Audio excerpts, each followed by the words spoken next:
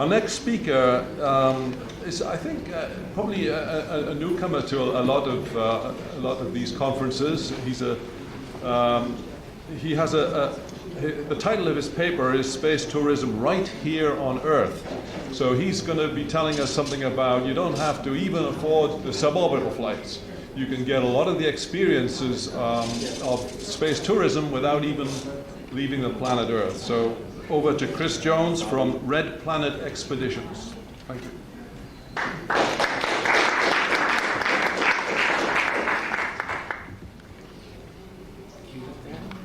Good afternoon. Can everyone hear me? Great.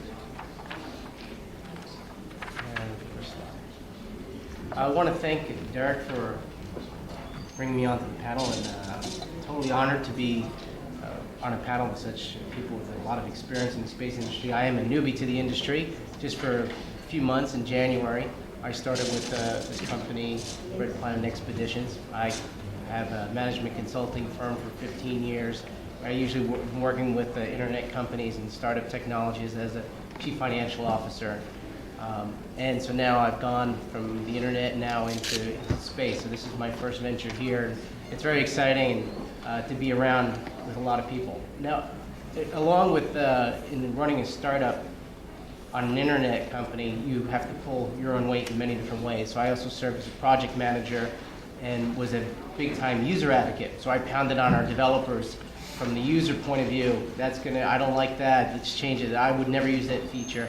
So from the tourist standpoint, as I've been an adventure tourist and a philanthropic tourist, as I traveled the globe, I come from space tourism from the purely tourist aspect of it.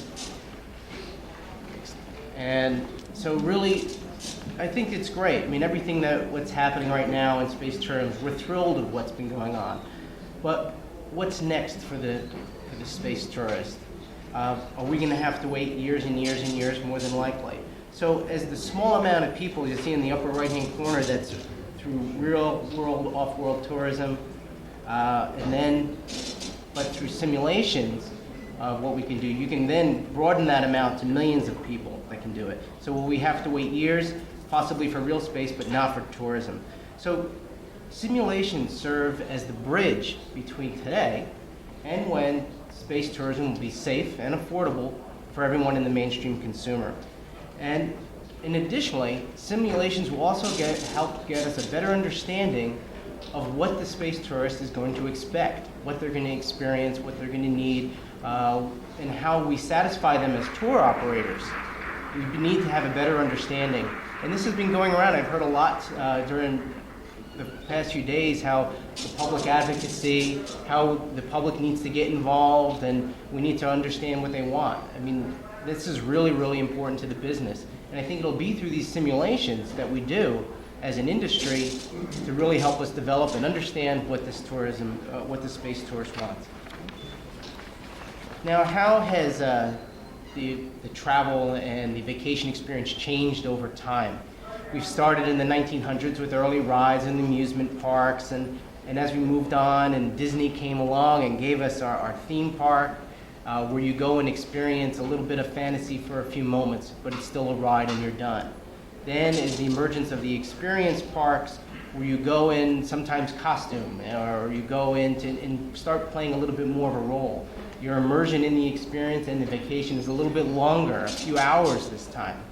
And then eventually where we're going to go and beyond is what's called the immersive experience, the immersion resort, where you're in an experience for days, for a few days. You don't go home at night to your hotel. You're sleeping, you're eating, all within the simulation or the sim.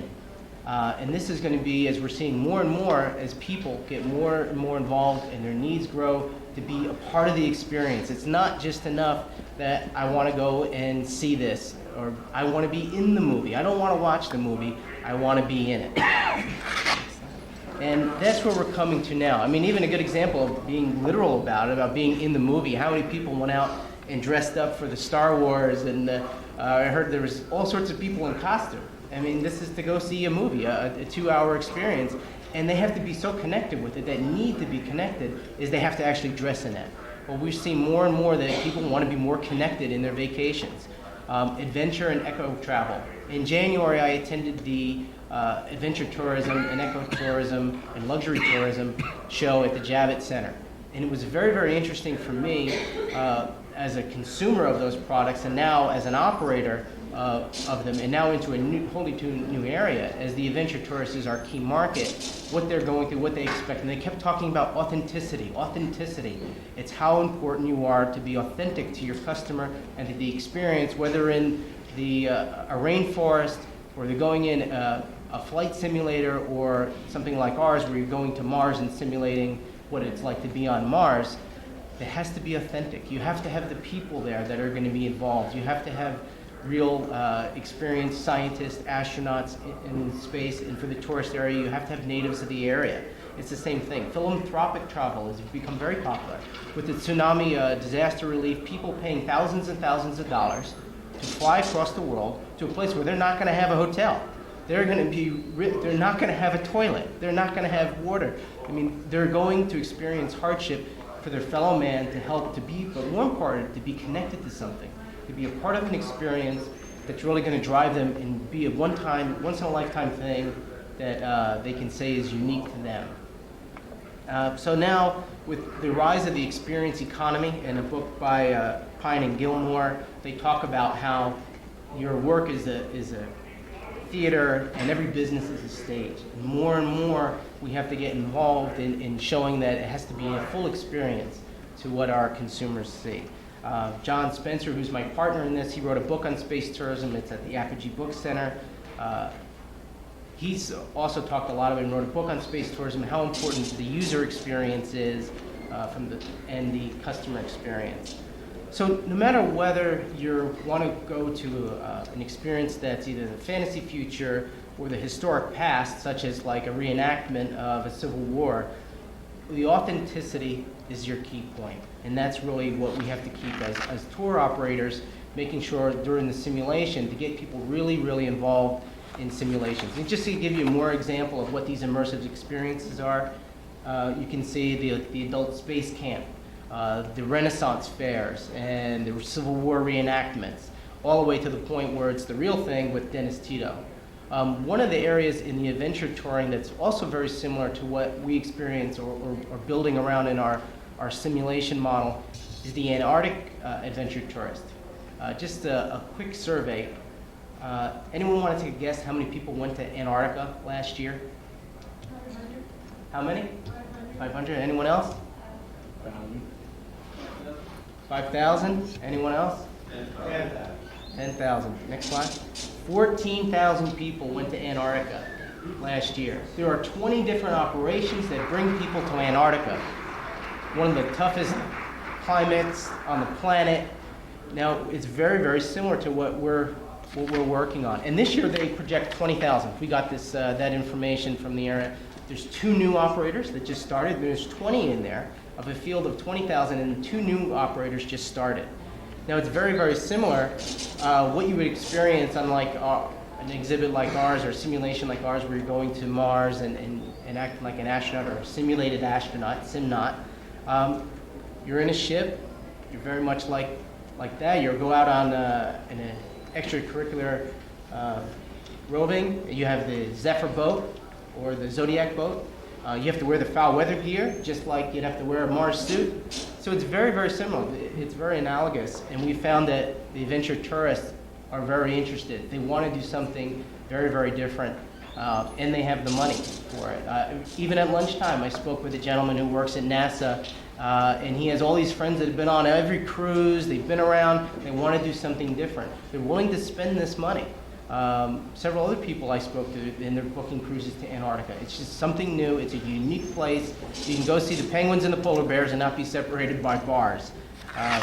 So the adventure travel industry, it's a $1 billion market, and it's the fastest growing market, and these are all I got at the adventure tourism. And we're now at a point where there's a crossroads between the space tourism industry as well as the adventure tourism. And it's very interesting, at least what I'm seeing and what other people are seeing in the marketplace, where we have this now rejuvenated love affair with space. It's wonderful. Everything is coming back, and people are really excited about space and what it's doing. 11 billion hits on the website for the Mars opportunity in Spirit. That's just amazing. And people want to be a part of an experience. They want to go to a place and have a role in something very different than their lives, their everyday life. Working 9 to 5, or in many other people's industry, 9 to 8. And when you do get your time for a vacation, you want to do something different. You don't want to sit on the beach was fine, or going on a cruise, but you want to do something where you're going to have the ability to experience a completely different side of yourself or the world. And right now with the baby boomers, they're very, very interested in doing these types of experiences. They have the money, they have the time, now that the kids are out of school and on their own, and now they want to do something different. And they're looking at space tourism, adventure tourism, ecotourism, and they're willing to invest their time and money if we can then produce experiences for them. So while they're waiting for space tourism to come down in price, I mean, they can't afford, I mean, we know how many of 100 or 1,000 people can afford the $100,000 experience. And the big question that I've heard over and over is, how do we bring that cost down? How do we get that down to the point where it's affordable? Well, that's going to be 5, 10, 15 years away, so we need to really work with that. And it's interesting how long people are thinking it's going to take. Next slide, please.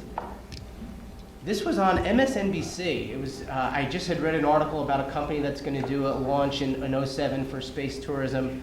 And on MSNBC, they had this user poll. So I answered it, of course, and I got up all the responses. So there's over 178,000 people that took this, and this was on May 12th. And it's very interesting that the numbers are coming out to what a lot of the other surveys you might have seen. But they're saying, how long is it going to take before it's affordable and when you'll be able to go? Over 76% of the people think it's going to be 5 years to never. 76% that think it's going to be that long before they can have something. 56 in the 5 to 10.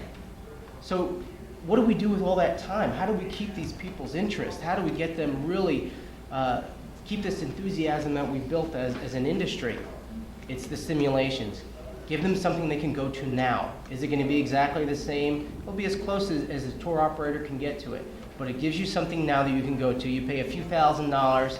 It's a vacation that's comparable. The trips to the Antarctic, they cost between $15,000 to $35,000, 2 weeks commitment. They're expensive propositions, and you're going to be cramped in a small cabin. It's going to be uncomfortable physically. You're going to have to wear the weather gear, and this is during the summer. So you can, I mean, they don't even do things in the winter. They can't even get close. So the same thing, I think people are willing to experience something that's a little bit difficult, but still have an enjoyable, unique, I did something different. They come back to work more energized on their vacation. So what we were thinking about, and how I sort of, and this is from the real new person's perspective, is what's this timeline, and how do we see things, the whole space tourism industry evolving. So I came up with this sort of timeline, and where we really see the industry going, and how simulations fit in.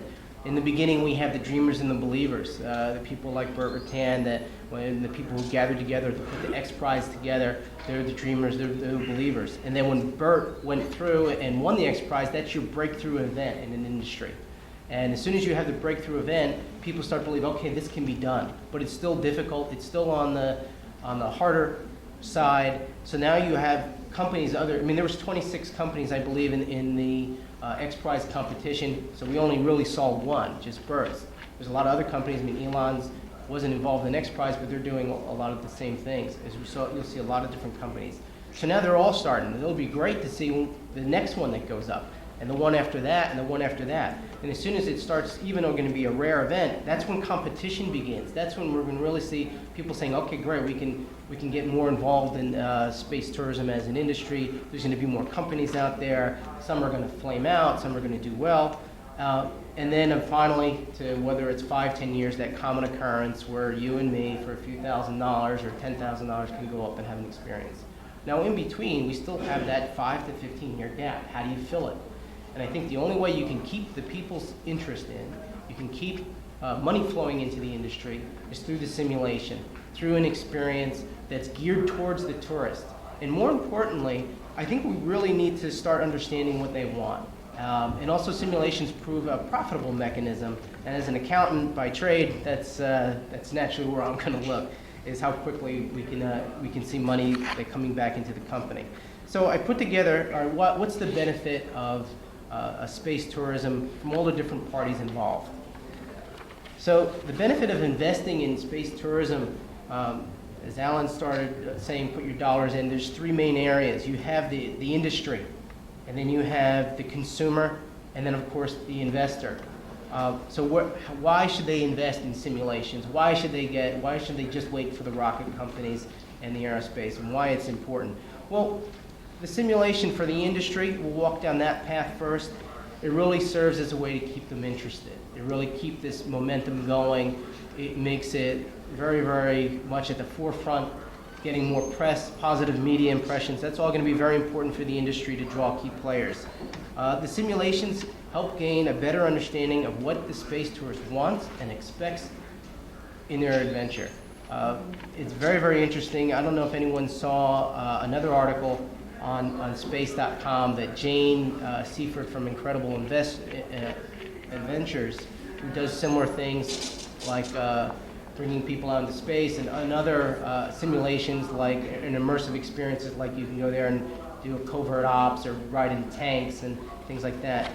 She talked about the Field of Dreams curse and now how people in the space think that it's just build it and you'll come, that they don't even need to be marketed to. The one group that they said they didn't even put any money in for marketing in their business plan, which is really quite absurd. And she's saying that she had a top 10 profile. So I'll read them off to you. I got them down. That the top 10 profile of the space tourist is: 1, they're not rocket scientists.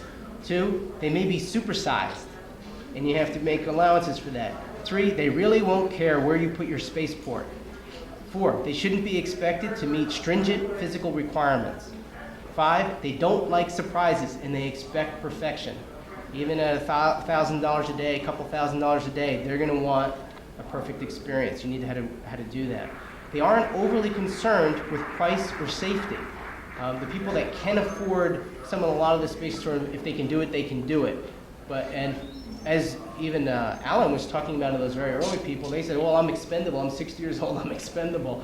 A lot of people were, very much, they didn't care. They just wanted to be a part of it. They kind of, I think a lot of them actually, they knew they weren't going to make it, and they were still willing to do it. So that's very interesting. They're short on time.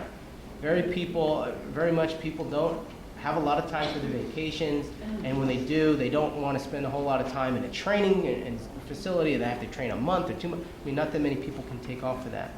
They're most likely to be men over 50, and they'll come from around the globe, which is also very interesting. And they're nothing like the tourists at the Disney park. So those were her top 10 reasons, and it was very, very interesting. And she also really wanted to get across, and I agree, we really don't understand the adventure tourist, but how could you?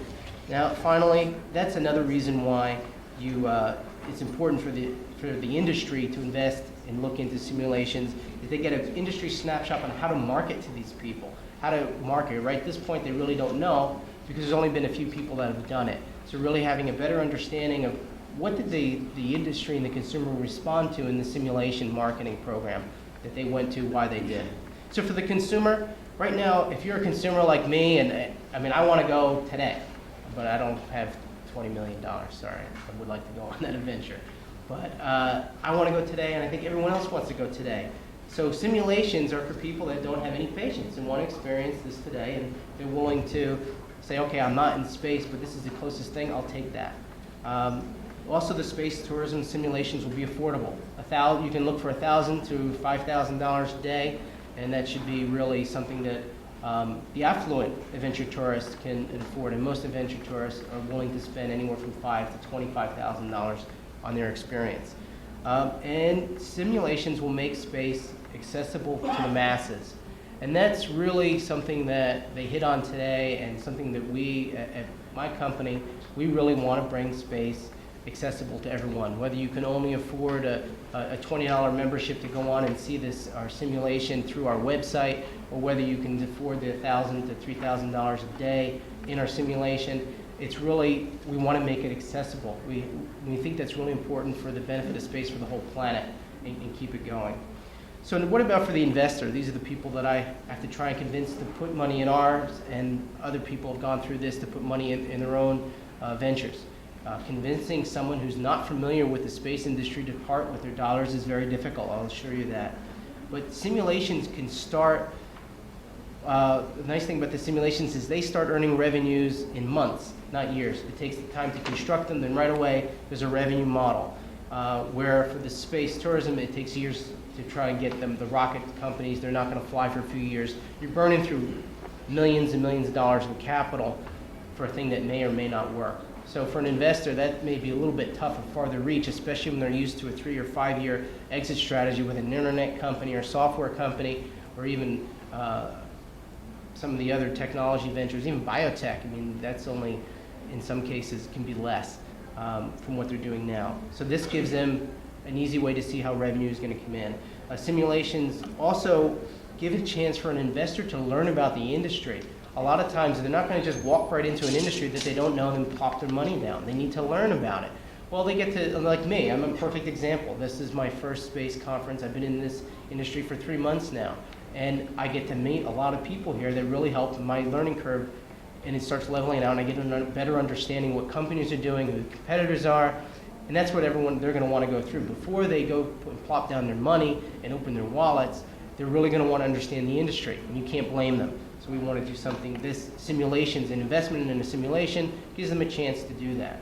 And lastly, the simulations will have an exit strategy. This is a theme park, this is an entertainment play, all those, this type of play the investors are familiar with, and there's an exit strategy. You can have a movie company, an entertainment company, a themed resort, or a luxury resort company that want to extend their brand.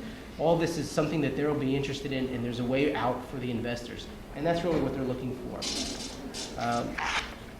So a little bit briefly about our simulation. We're building it in the Mojave Desert on a 120 acre desert site.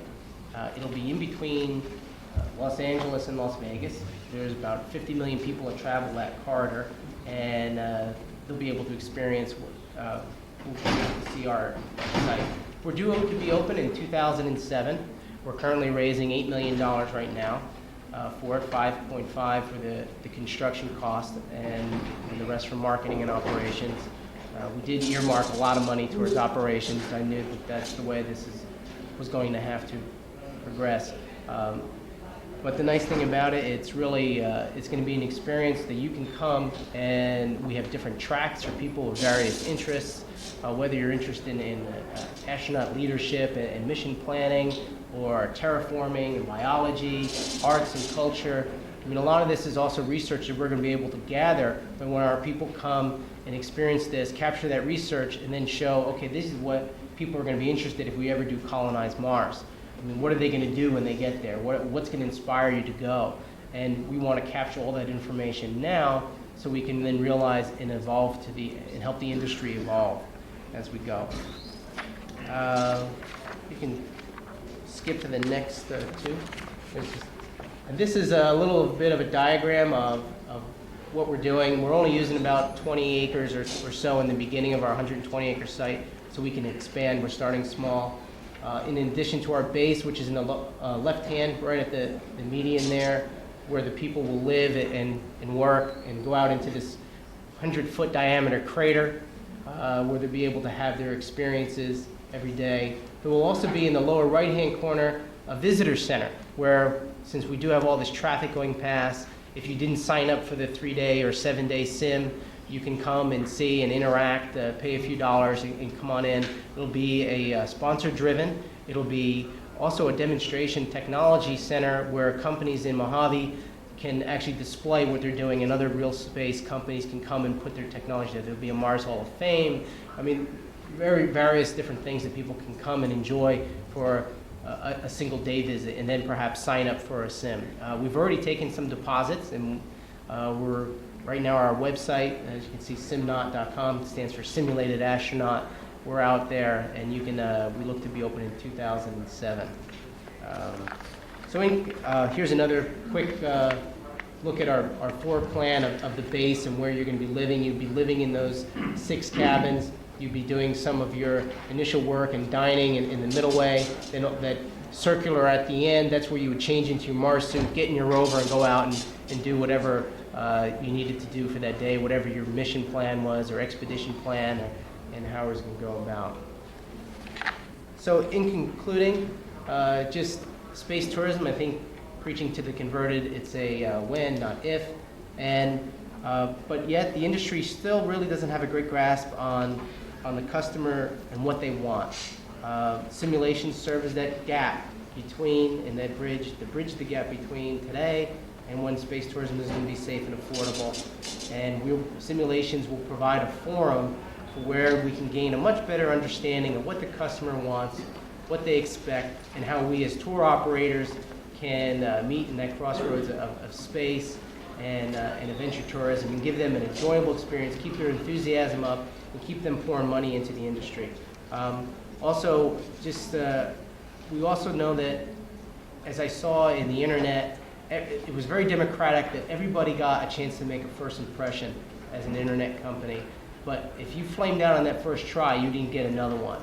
And I think we'll see the same thing with the space companies, that you're going to get one shot at it. People will say, okay, great, the snicker factor's gone away, but you're only going to get one shot at it. So we want to make sure that as an industry, we help the exchange of information, really understanding our customer and what they want so we can provide really good experiences. Simulations are going to help really understand and decrease the learning curve for what people really want to experience.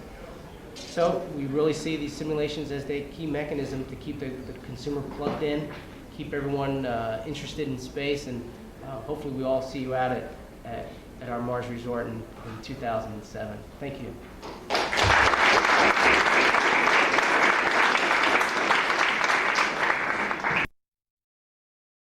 But a lot of it is we're gonna be able to work with a lot of the tinted the helmets, and also we're pushing dirt and creating we're not gonna dye the whole thing red. This one nice rainstorm, as little rain they get, is gonna wash that away.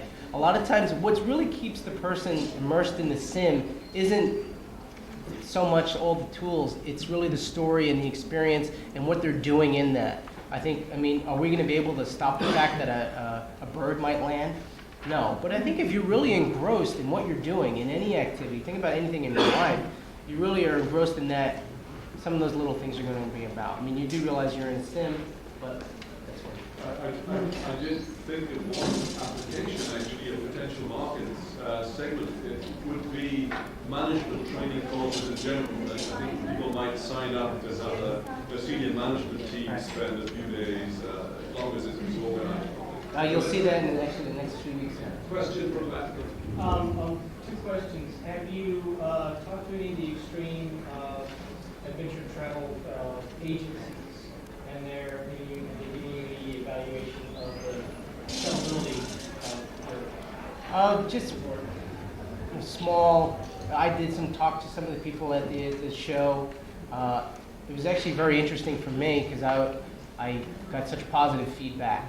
So all of them really thought it was a very interesting concept.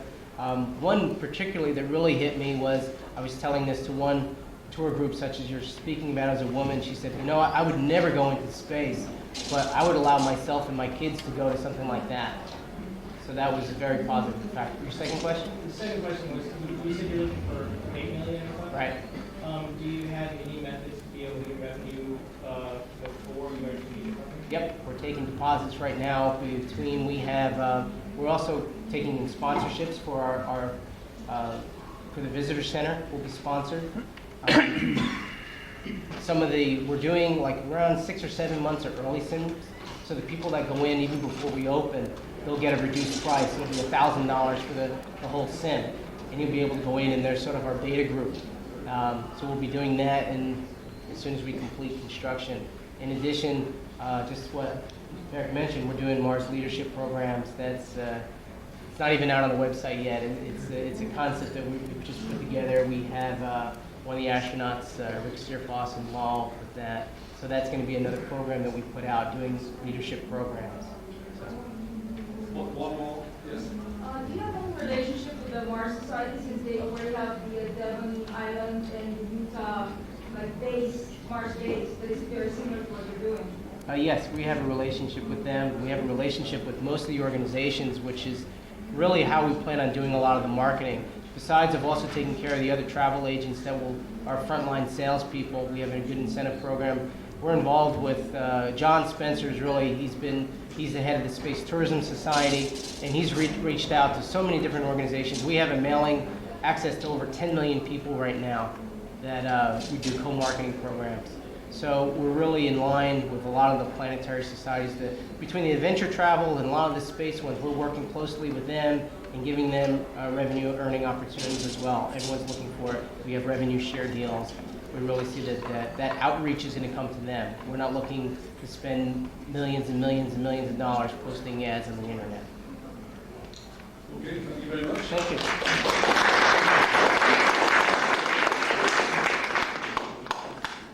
It's always great to get new people and new ideas, and particularly ways of getting this business moving cheaply. So that's a great start.